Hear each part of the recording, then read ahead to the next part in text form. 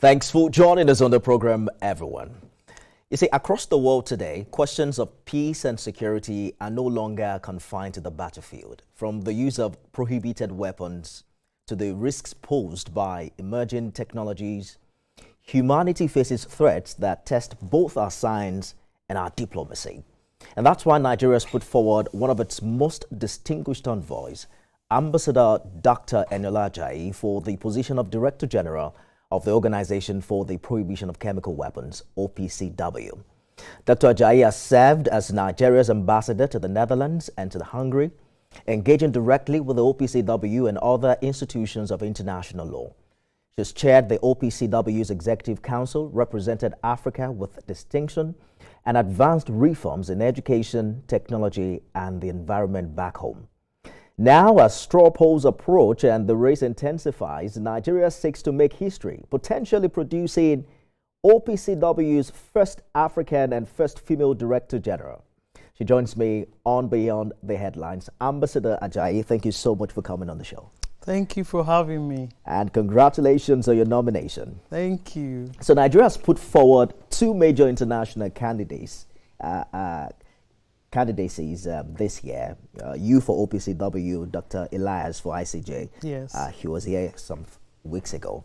What do you think this says about Nigeria's evolving role in global governance, and how does your candidacy fit into that vision?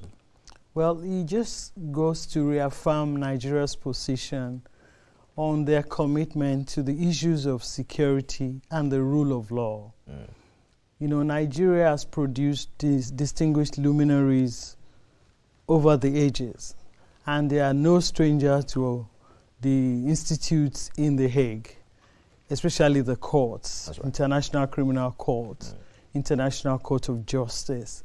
Even we've had roles as ambassadors in the Permanent Court of Arbitration. And in my own case, I have had a distinguished opportunity of holding several key positions while serving as ambassador in the Netherlands to the Organization for the Prohibition of Chemical Weapons.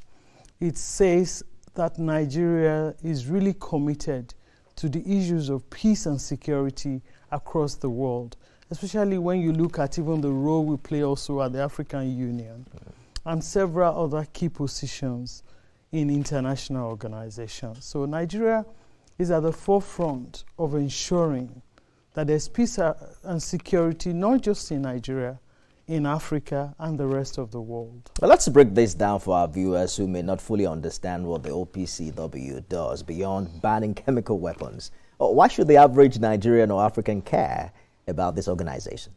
Well, like you said, banning chemical weapons is the major work of the OPCW. That is preserving what we call the Chemical Weapons Convention. Now, the average Nigerian should care because, you know, guns are scary, they're obvious, and if you see one, you can probably run away. But when it comes to the issues of chemical or nuclear weapons, nobody is spared. And worse still, the effect lingers for many years to come. You know, they killed thousands of people during the Second World War just using chemical weapons. Even ordinary, it's not ordinary, things like sarin and stuff.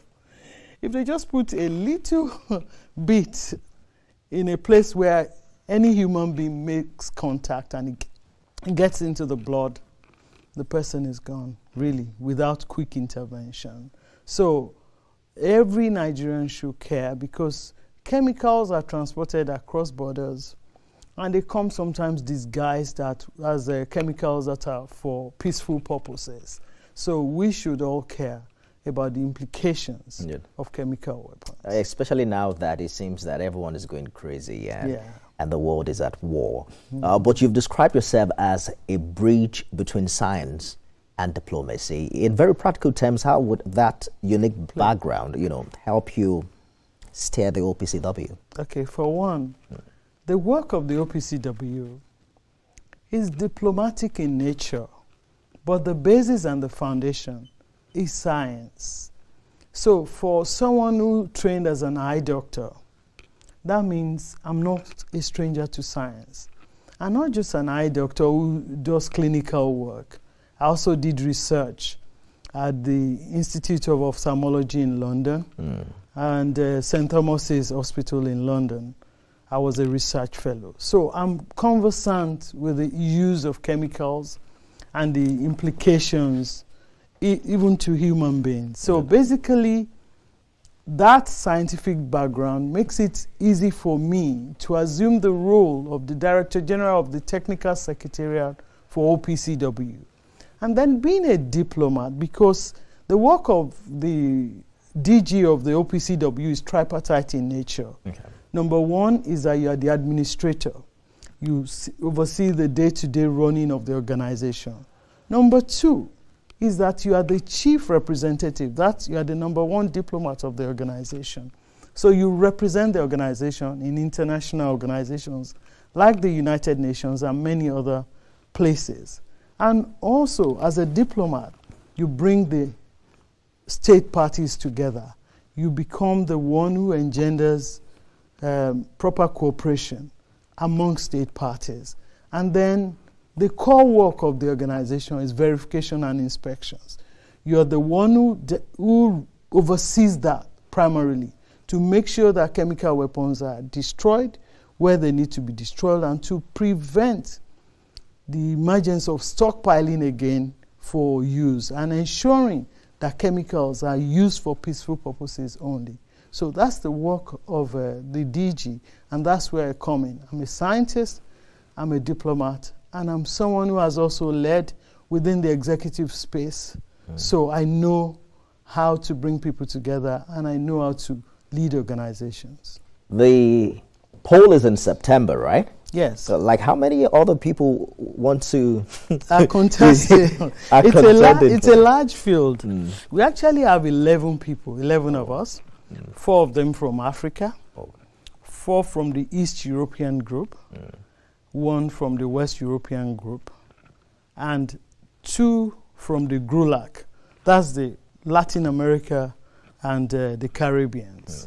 And there's none from the Asia group. So basically, there are 11 of us. I'm looking at your 6-point vision here, and it's talking about part of your 6-point vision is modernizing for impact, especially with the rise of AI, new techs. How do you see the OPCW adapting to these realities without losing sight of its cost disarmament mission?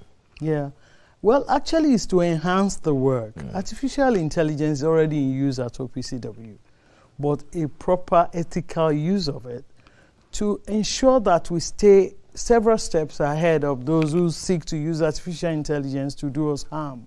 So basically, this is very crucial in the area of verification and inspections, because the artificial intelligence through satellite imagery and all kinds of analysis can predict what to expect on the field when you go out for inspection. So OPCW is already using AI, and I intend to be able to continue with the ethical and proper use of artificial intelligence. So, Ambassador, if you're elected in September, you would be both first African and the first woman to lead the OPCW. Beyond symbolism, what tangible benefits would this representation bring to the organization and, of course, the global south? Africa. Yeah, I like that. Actually, being an African, and especially being a Nigerian, is of real great benefit. Let me explain. Nigeria's foreign policy rests on the fact that Nigeria is enemy to none and friends to all. So it makes it easy for us to be neutral, to actually not take sides and be bridge builders. We bring together. And you see, in my own case, it's not a theory anymore. I already served in that organization as vice chairperson and as chairperson. And in fact, the time I served as the chairperson of the organization was a very critical time. It was just like 5 days after the conflict in Ukraine started. And everybody thought that all hell would break loose in that place. But somehow I managed to keep us on point. I managed to enable everyone to have their say. but there was no disorderliness, and every day was timeously executed. That after the 3 days, we not only finished in record time, we were also able to adopt a report. So the people in The Hague, especially my colleagues I served with, they know that I'm very friendly. So my approach is always friendly, firm, and fair. And because of that, I know that I will be able to reduce the level of polarization in the organization. That's for the organization. For Nigeria, for Africa, it shows our commitment to international peace and security. It also brings more recognition of how concerned we are as a people to the peace and the security architecture of the world. So it showcases us in the right light and also creates more opportunities for us. Because, you know, like begets like, even without trying. That's right. When I become DG of OPCW, the average Nigerian becomes aware of an organization called OPCW. Then they begin to think of applying to the place. So we're not short on talents, but you cannot apply for a job you don't know anything about.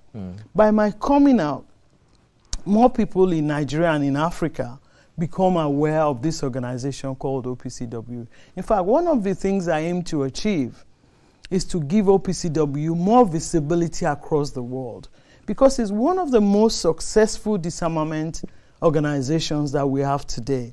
And there are 193 countries accredited to OPCW. It's only 4 countries that are not involved in OPCW. And most people don't know what it is. Because when I say to people, well, I'm the candidate, the nominee of Mr. President for the Organization for the Prohibition of Chemical Weapons, they're like, what is OPCW? So I have to explain and all that. So all of that will change. So I'd like us to, explore the gender angle to this, but that'll be right after this break. Stay with us, everyone. Don't go away. Eniola Ajayi is my guest on the show today. She's former Nigerian ambassador to the Netherlands and Hungary, and she's now been nominated as Director General of the Organization for the Prohibition of Chemical Weapons. Thank you so much for staying the course on the program. Thank you. You currently chair Nigeria's Women Ambassadors Network, right? How do you see gender equity shape global diplomacy, and what lessons do you carry from this race? For this race. For this race? Well, especially in diplomacy, being a woman is of great benefit. We're able to disarm easily with soft power. By nature, women are not confrontational, and they are less threatening, even when they come with serious issues. Certain women. Most women. Most women, okay. Most women. Well, you are the scientist, so I want to assume that you have done your research. I've done my statistics, Yeah, so when we come to the table to negotiate, we don't seem like everything we're saying is cast in iron and we are unshakable. We may be unshakable, but we don't approach the table that way. We have the ability to listen and hear the other parties out and see if there's any benefit to the argument. Even if we stay on point, but the other person doesn't feel cheated out of that negotiation because they've had their opportunity to be heard. This is one key thing that a woman brings to the table. And because we come in that way, we're able to achieve a lot. When I chaired the OPCW Executive Council, I remember that everybody thought it was going to be a turbulent one. But one thing I did before the meeting started was that I met with stakeholders, and I asked of them that could we keep like the tempers down and not call one another names, and basically asked them to kindly cooperate. A man would not approach the issue that way. It would be seen as a soft thing to do, asking for cooperation ahead of a meeting. But I knew that that was what it required, and I was not shy to ask for it. And when the meeting was done, first day seemed like, oh, Was this a fluke? Second day, same thing. Third day, and we achieved results. That's what a woman brings to the table. Unfortunately, I don't think that we are really taking advantage of that gender role back at home, where you consider low representation in especially leadership. in the National Assembly. In fact, your Women Ambassador Network, how many are you there? Well, you know, the Women Ambassadors Network is not just current ambassadors. Okay. In fact, we don't have current ambassadors in terms of those that are working as ambassadors. We have, this network is for past, present, and future ambassadors that are women. Okay. Because we wanted a platform where, number one, we could help ourselves and train, and also mentor the young diplomats, female diplomats coming after us. So we're quite a number. Right now, I would say we're about 35 in that network. But the last set of ambassadors who served in mainstream with both career and non, and then this network is for both career and non-career ambassadors. I don't think we were up to 10 who were at different positions. You've been commissioner twice. Yes. You've served as ambassador. Now you're eyeing to lead the OPCW. What's the challenge with female representation in Nigeria? You know, the conversation has been on as to whether we need that 35% affirmative action. And other people are saying perhaps we have not empowered our women enough to be able to even vie for this position against men. Okay. Luckily also, you may not know from my CV that I actually ran for House of Representatives in Ekiti as the first female to win the primaries of the APC at the time in 2015. The issue really is that because of our nature as women, honestly, we're not like out there, maybe aggressive enough to say and demand roles. It's very rare for a woman to come out and say, I want to become a senator. You know? It's not like you don't have the capacity, but you just don't have the lever for whatever it will take, and you are like, I don't want trouble kind of thing. So that's the major challenge. The other challenge is finance. Many women don't have the capacity to be able to finance political machinery and campaigns. What we need in Nigeria, which is what we're asking for now, is actually a deliberate action by the government to say we set aside this number for women, House of Assembly and the National Assembly, and even in leadership. Our president is doing well with the executive for women, but we need to do a lot more in the area of... You want certain seats designated for women? Yes, because if we do just one senator out of 3, that would be at least 30%, 33%. That's fair. But if it's going to be by this kind of competition that we go through, it will be very hard to have. And there's so many competent women. I don't overrate myself, but I don't think there's even a state that I cannot lead in this country. And even if it came to presidency, I can lead Nigeria. But I'm not made of the stock of trying to struggle for anything. Do you have that ambition? No, not really. Because you see, maybe by the trajectory of my life, it's always been, Eniola, come and do this. Even as little as chairperson of the Parents Teachers Association. I'm always the kind of leader that they bring out to come and lead. Anywhere I find myself, all the positions I've held, I did not go out looking for them, including this one. But a big challenge that I've heard many people say is that not quite a number of women have been seen supporting women politically. Take the instance at the Senate, for instance, the senator that was suspended. Like handful of female senators, but not many of them came out in solidarity in our support. Well, it's unfortunate that it's that way, but the thing is, how many are there? And how many have the guts to stand up for something? You know, that's the thing. People like to be liked and to be seen as politically correct and aligned. So many times, because of their own position, they're not willing to risk it. So they leave you to face your trouble. You know, and that's really the bane of our society, not being able to stand up for the oppressed. Your background spans medicine, governance, diplomacy. Which of this experience most shaped the leader that you are today, and how will it influence your leadership style? No, it's actually combined. I've learned everything. In fact, the trajectory of my life has been very interesting. I started as a youth corper in the Nigerian Air Force. So that means I served as a civilian staff in the military.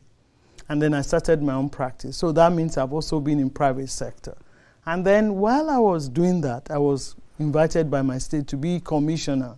So I served in the executive position. And while I was serving, I was told, we need a female in the National Assembly. Why don't you contest for House of Representatives? And I did that. And then, okay, the election didn't go as planned. What happened at the election? You feel you were rigged? Yes, rigged definitely. Out? You think you were the most popular candidate at the time? Oh, no. I had a vision for Ekiti. And things I would have delivered on. Just like every other candidate in No, not really, because in my own case, I have a track record of being able to achieve results. When I was an ambassador, I ran a very, very two successful embassies and the accreditations to other countries. Nigerians abroad applauded and I was awarded. I got awards for my contributions to diplomacy. While I was serving as the ambassador of Nigeria for 6 years in total, I did 4 publications on behalf of Nigeria. Nigeria Land of Opportunities, Nigeria's culture and tourism. I did one on food and cuisine in Nigeria. Then I did the last publication in 2023, Nigeria at a Glance. So for me, everywhere I find myself, I leave a legacy. I leave something for you to remember me by. And many times I'm not even doing it because I want to be remembered. It's just that I believe in excellence. I believe in laying it all out on the field and giving it my best shot everywhere. So all of them have shaped the woman that I am today. The straw polls begin in September. Yes. What gives you confidence that Nigeria's candidacy can build enough momentum to reach consensus among member states? Yeah, the confidence is in the feedbacks I've gotten. Many state parties have actually told me outright that I'm in their top 3. And when you're in top 3 out of 11, that's a good sign. I've also gotten some feedbacks that I'm the #1 candidate for many countries. I'm hoping that pans out to be so. And when I look back, there's something about you looking at yourself critically and seeing whether you measure up. In all my interactions with the regional groups, with bilaterals with state parties, even at the presentation July 7th at the Executive Council, I know that I've made a good representation of myself. And I've had meetings with capitals of some countries. They've invited me to their countries to come and interface with their departments on disarmament. I know that I was able to give a good pitch and make a good account of myself. So I'm actually very confident, not by being prideful, but because of the fact that with my political background, I can read the field. I see the way things are turning in my favor. And I know that I've left a good mark in the organization. There are many people, if it comes to sentiment, that see me as a friend. So I didn't have to try and build that capital because it was already established. So I'm really trusting that this will work out in my favor. We're optimistic as well, and we wish you all the best. Thank you so much. So when and if you become the DG, I want you to promise that you will give us your first interview at TVC News. That's not difficult. So that we can speak You've to offered me you've offered me the first platform to speak about this candidacy in Nigeria. In Nigeria. Because I was able to do something on the Diplomat magazine in Europe, in the Netherlands to be precise. Okay. Yeah. When I become DG, we'll be talking to the first African and the first woman to be DG of the OPCW. Thank you so much for talking to us. Ambassador Dr. Eniola Ajayi, we wish you all the best. Thank you, Nifemi. That's our show today, everyone. Remember, you can watch this conversation again at midnight. and at 6 a.m.